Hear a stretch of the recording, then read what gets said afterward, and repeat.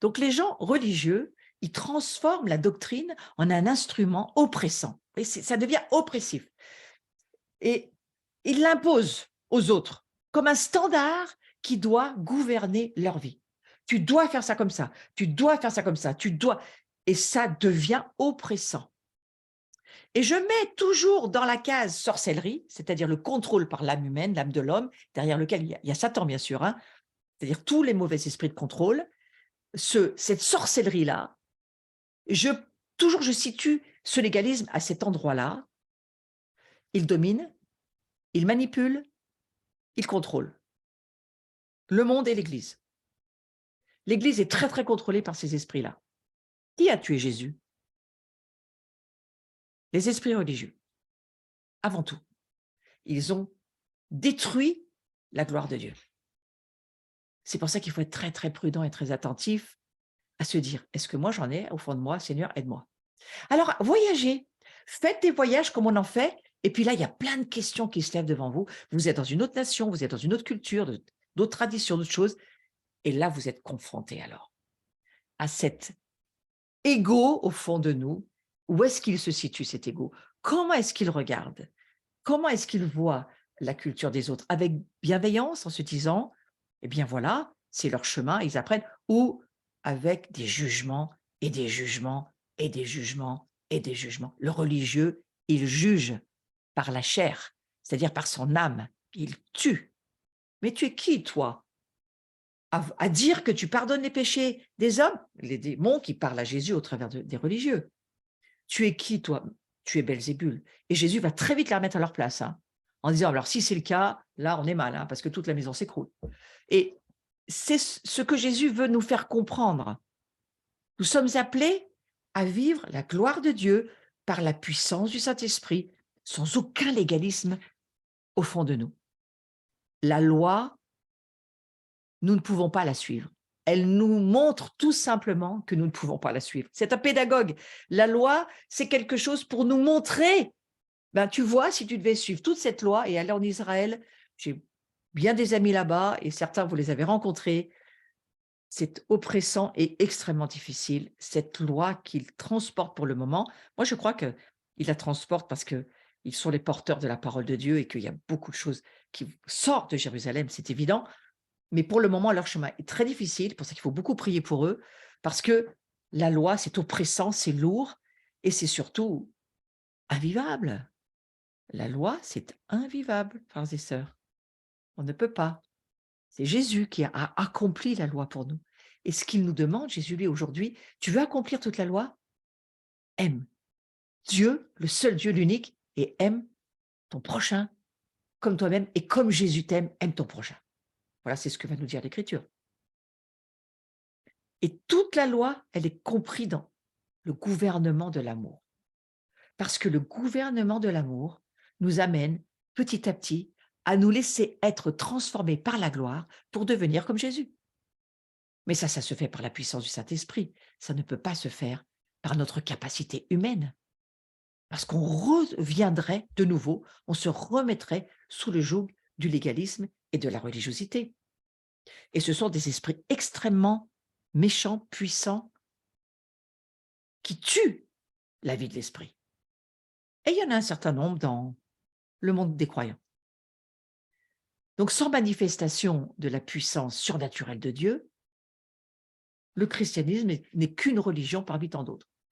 Si notre christianisme ne vit pas par, pour, avec l'union commune de Yeshua et la puissance du Saint-Esprit, dans quoi sommes-nous? Qu'est-ce que nous vivons?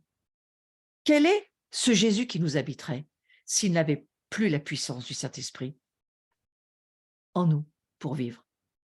Parce que nous pouvons refaire des tas de petits Jésus, hein. On en a fait un certain nombre d'ailleurs depuis beaucoup d'années. Des Jésus, c'est à se demander, ils ne ressemblent pas vraiment à ce que la parole de Dieu en dit. Ils guérissent jamais, ils délivrent jamais personne, ils font rien. Ces Jésus-là, ils sont sur une étagère, je ne sais pas, ils sont posés quelque part, ils font rien, ils attendent. Ce sont devenus des petites idoles qui s'appellent Jésus. Mais que font-ils? Je suis un peu sévère, mais je crois qu'il faut vraiment se poser la question. Le légalisme se caractérise chez les personnes religieuses de plusieurs façons et on va le voir sur ce cours et le cours suivant, je pense. Le légalisme, eh bien, ce sont des personnes qui suivent des règles. Vous voyez, c'est la première ligne. Ouais. Ils suivent des règles, mais elles sont rebelles aux principes fondamentaux de la parole de Dieu et au nouveau mouvement du Saint-Esprit. En fait, ça ne les intéresse pas. Alors, je ne suis pas en train de parler de vous, je suis en train de parler des gens qui vous entourent. Et il faut les discerner pour ne surtout pas collaborer. C'est pour ça que je vous en parle. Donc, elles suivent des règles, mais au fond, vous voyez bien que ces règles, c'est parce que ça les protège des changements, de ce que, à la limite, la parole de Dieu dit, et surtout des mouvements de l'esprit. Hein. Voilà, ça c'est une première chose. Donc, notre force ou notre onction, elle vient de Dieu. Elle ne vient pas en faisant des choses pour Dieu.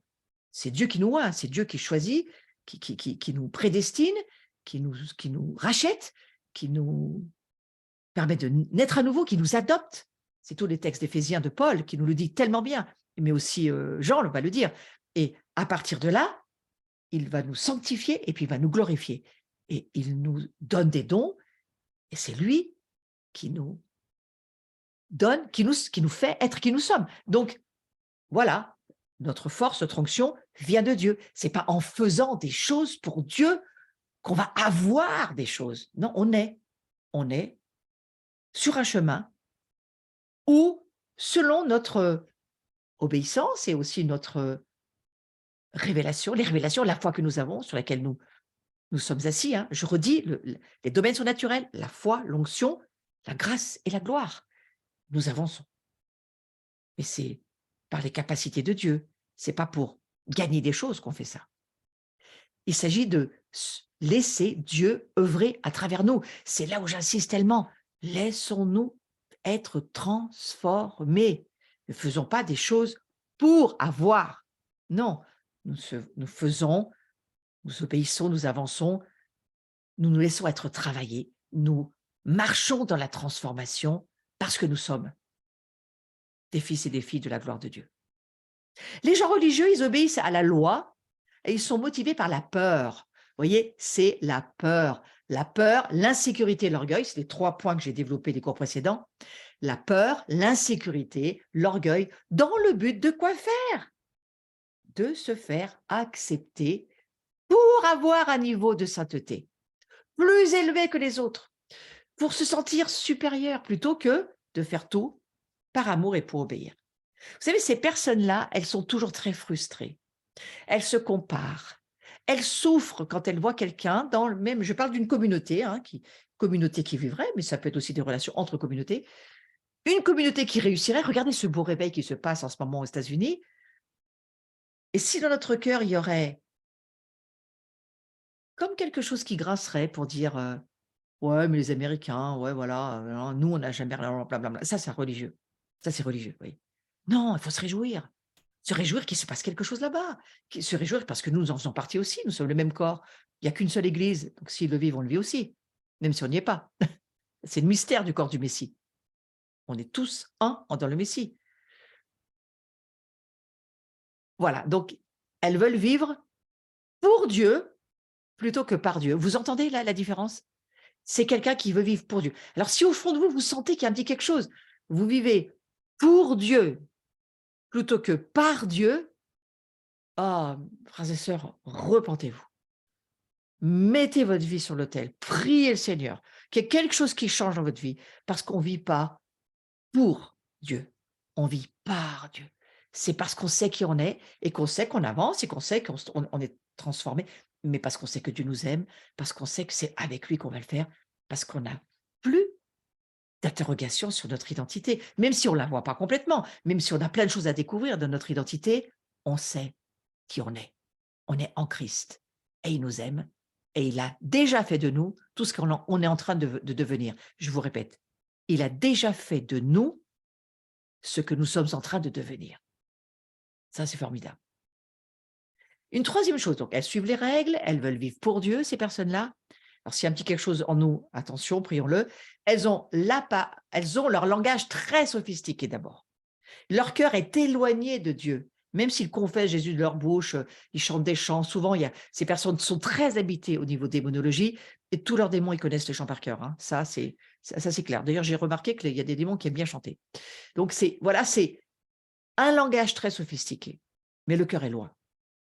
Et ils ont, en quatrième partie, l'apparence de la spiritualité. Mais qu'est-ce qui leur manque? Oh, ils ressemblent, ils sont habillés. Oh, leur apparence semble tellement spirituelle. Il y a beaucoup de choses qui me viennent à la tête quand je regarde ça, mais je ne veux pas en parler parce que je fais très attention.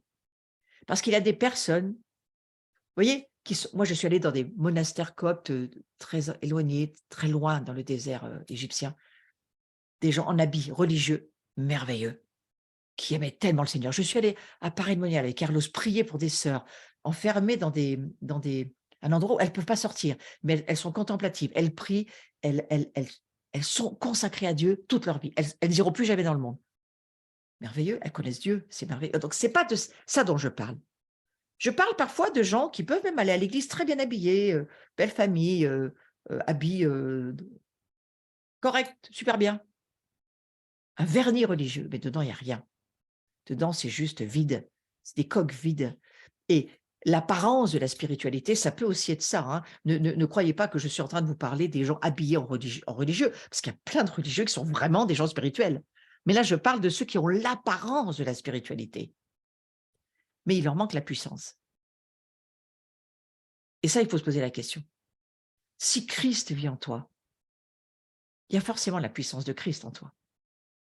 Donc moi, je pleure franchement, je vous dis, je pleure sur tous ces croyants depuis des années qui savent tellement de choses, à l'information intellectuelle, mais qui n'ont pas vu, ni qui ne sont entrés dans leur vraie vie, dans leur vraie identité spirituelle de fils et de filles de Dieu.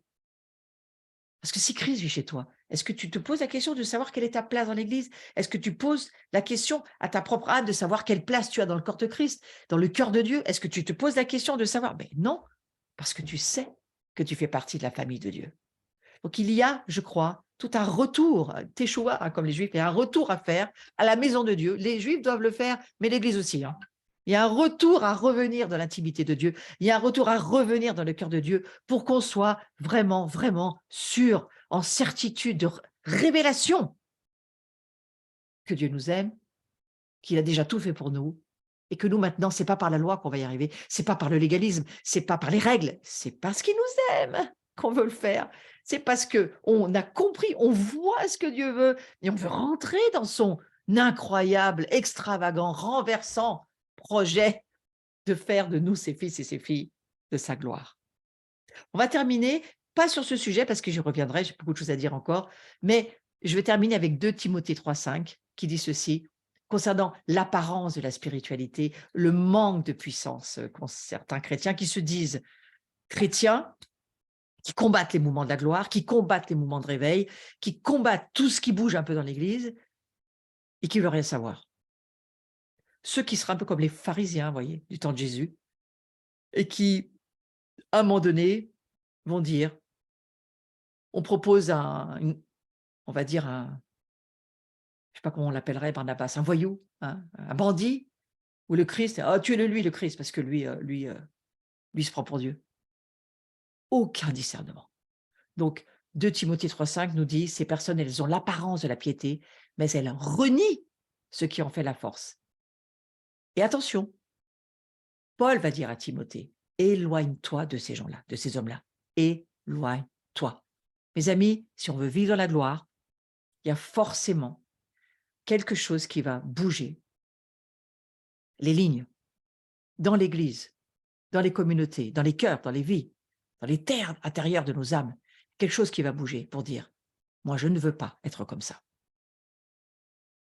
Ils sont malades, ces personnes-là, ils ont une maladie. Il leur manque la puissance de guérir. Ils sont déprimés, mais il leur manque la puissance de délivrer. Et j'en ai vu beaucoup, mais beaucoup, même des ministères, des personnes, j'en ai vu beaucoup avoir des problèmes intérieurs lourds, mais refuser l'idée qu'un chrétien puisse avoir un démon, alors que la Bible le dit très clairement, refuser même la guérison, refuser les charismes, non, on n'en veut pas. Refuser le Saint-Esprit en termes de baptême du Saint-Esprit, alors que c'est très clair dans la parole de Dieu. Ils ont de la colère, ils ont du ressentiment. On en voit beaucoup dans les églises, mais il leur manque la vraie vie. La vraie vie, c'est quoi? C'est d'offrir l'amour et le pardon. La vie de l'esprit qui pourrait produire les fruits spirituels. Alors, je vais finir avec Galates 5, 22, 23, parce que je préfère finir sur un beau verset et je vais rapidement prier, parce que j'aime mieux finir sur celui-ci. Le fruit de l'esprit, c'est quoi? C'est l'amour, c'est la joie, c'est la paix, c'est la patience, c'est la bonté, c'est la bénignité, c'est la fidélité, c'est surtout la douceur, la tempérance. La loi n'est pas contre ces choses. Donc, ce que Paul va dire aux Galates, travaillez, laissez le Saint-Esprit vous transformer au travers du fruit de l'Esprit. Donc, l'Esprit qui est en nous, si on sait qu'il est là, eh bien, on va avoir envie de nous laisser être transformés pour laisser ces saveurs sortir de nous et faire de nous ce beau fruit dont il est question dans Galates 5, 22. Et je vais terminer là-dessus, je vais prier parce que c'est l'heure de s'arrêter. Nous reprendrons sur ce sujet. Seigneur, je te remercie ce soir, particulièrement pour l'aide que tu nous donnes, parce que nous avons tous besoin de la révélation. Nous avons tous besoin de voir, de comprendre la dangerosité de vivre sous la loi, de vivre selon des règles, de se laisser être mis en abus spirituel sous des règles que nous mettraient des personnes qui voudraient se placer au-dessus de nous. Seigneur, tu as dit dans ta parole que nous avions en nous le Saint-Esprit et que c'est lui qui allait nous enseigner toutes choses, nous rappeler toutes choses, nous permettre de voir toutes choses et pouvoir entrer dans cette gloire que tu nous promets et qui nous attend. Alors que ce soir, nous puissions te demander chacun, chacune, Seigneur, montre-moi. Montre-moi s'il y a en moi ce légalisme, s'il y a en moi cette religiosité, s'il y a encore en moi ces restes qui font obstacle à ma liberté que tu me donnes par le Saint-Esprit, d'être heureux de vivre, de ne plus être sous l'oppression, sous l'accusation, sous l'abus, je vais jusque-là, hein, et de laisser cet Esprit Saint en moi me donner de la joie, parce que le religieux, il n'est jamais joyeux, de me donner de la paix, parce que le religieux, ça ne va jamais, et de me faire savoir que je suis juste. Et vous savez, ces 3 choses que je viens de vous dire, c'est les caractéristiques du royaume de Dieu. Le royaume de Dieu, c'est pas le manger ou le boire, mais c'est quoi? C'est la joie, la paix, la justice, l'amour. C'est tout ce qui va se développer par le fruit de l'esprit. Et lorsque nous avons ces révélations, frères et sœurs, je crois que là, on commence à devenir contagieux. Donc, je souhaite à chacun, soyez contagieux et permettez que cette liberté en Christ vous laisse de recevoir cette substance de gloire et que nous puissions faire partie de ceux qui allons aussi libérer tous ceux qui en ont marre d'être sous les jougs, les découragements, les ça va pas, il faut pas faire ça, mange pas ça, fais pas ça, stop. Voilà, aujourd'hui, moi, je n'aurais jamais pu aller dans toutes les nations si j'avais eu ça. Alors, je peux vous dire que je m'en suis débarrassée de tous ces fausses pensées, ces mensonges, parce qu'à la base, ce sont des mensonges qui se transforment en mauvais esprit. Parce que vous ouvrez la porte au mauvais esprit après avec ça. Hein. Mais moi, je me souviens même, à une époque, on me disait: «Ah mais tu peux pas marcher dans une mosquée, si tu marches, tu vas prendre, les démons de la mosquée. Non, non, faut jamais y aller». Bah, moi, j'y suis allée plusieurs fois, je peux vous dire, j'ai enlevé mes chaussures, j'ai respecté, je suis rentrée dedans, je suis ressortie. C'est eux qui avaient des problèmes après, peut-être de contagion du Saint-Esprit, c'est pas moi. Attention, ne vous laissez pas être mis sous des règles stupides, ouais. Nous sommes les super contagieux. Nous sommes ceux qui, j'en parlais beaucoup plus tard, mais nous surexposons.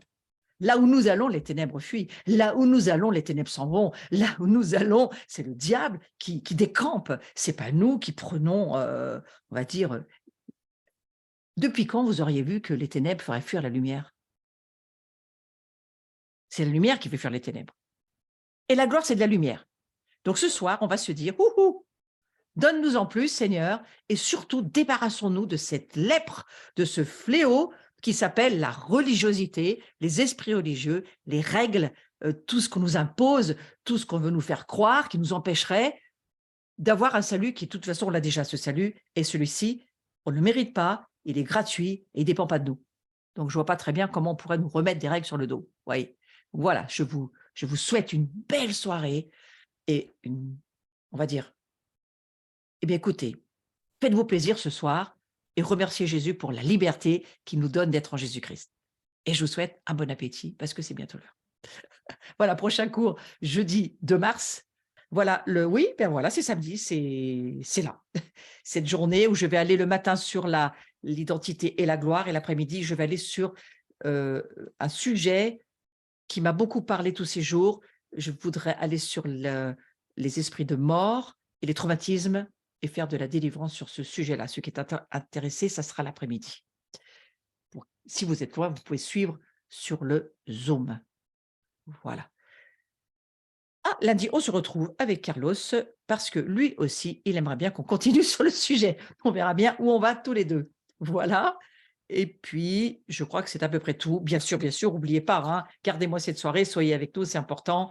Jeudi 6 avril, on se fait une grande table de la communion dans le cloud, tous ensemble, dans les nuages. On commence à s'habituer à vivre avec la nuée. Ça sera l'idée de faire ce CEDER. Et puis, ces maisons de gens, toujours, voilà, toujours les mêmes annonces, mais j'annonce particulièrement le 29 et le 30 avril, Jean-Michel Tour à l'abri, en présentiel, bien sûr. Et venez vivre ces temps avec nous. On sera très honorés que vous soyez avec nous. Voilà, merci pour vos abonnements. J'arrive bien bientôt à 1000. Hein. Bientôt le champagne, j'en ai plus que 10 et j'y suis. Après, je vais me remettre un autre défi, je vous dirai lequel. Et voilà. Et puis, merci pour ceux qui me soutenaient. Soyez bénis et bon appétit. À la semaine prochaine. Au revoir. Et j'espère que vous allez tous bien. Ouais, je vois que ça va. Allez, passez une belle soirée.